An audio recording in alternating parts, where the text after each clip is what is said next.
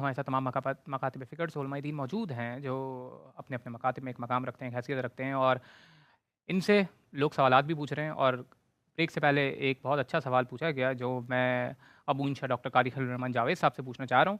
Doctor صاحب، سوال یہ پوچھا گیا تھا کہ کس مکتب فکر کی اذان پر روزہ کھولا جائے؟ اصل میں سائل نے ادھورا سوال چھوڑا ہے. صحیح جواب کے لیے اس کو یہ بھی بتانا چاہیے کہ وہ خود کس مسلک سے تعلق رکھتا ہے، تاکہ ہمیں بتانے میں آسانی ہو. شرارتی. اگر وہ بولتا ہے کہ میں شیعہ مسلک سے تعلق رکھتا ہوں تو ہم کہتے ہیں ٹھیک ہے جی، آپ انہی کے اس پہ روزہ کھولیں. ہاں. اگر وہ دیوبندی مکتبہ فکر سے بھی، آپ جس مسجد میں نماز پڑھتے ہیں اسی کے مطابق روزہ کھولیں. واہ. اور اگر وہ اہل حدیث ہے تو ہم بولیں گے جہاں آپ اہل حدیثوں کی مسجد میں نماز پڑھتے ہیں، جب وہاں وہیں سے پر پڑھیے اذان گا. آئے تو آپ وہاں روزہ کھولیں. اور دوسرا صحیح جواب یہ ہے، ہمیں بعض دفعہ ایسی جگہیں بھی ہوتی ہیں جہاں اذان سرے سے ہوتی نہیں ہے.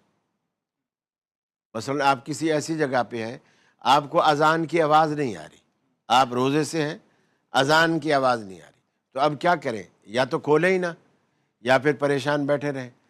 اب اس کا صحیح حل یہ ہے کہ اللہ کے رسول نے فرمایا جب سورج ڈوب جائے روزہ کھول لو، پھر مزید تاخیر نہ کرو. سورج جیسے ڈوبے روزہ کھول لو. اور آج کل تقریباً محکمہ موسمیات والے بتا دیتے ہیں، اخباروں میں آ جاتا ہے، موبائلوں میں آ جاتا ہے کہ آج غروب کا ٹائم یہ ہے.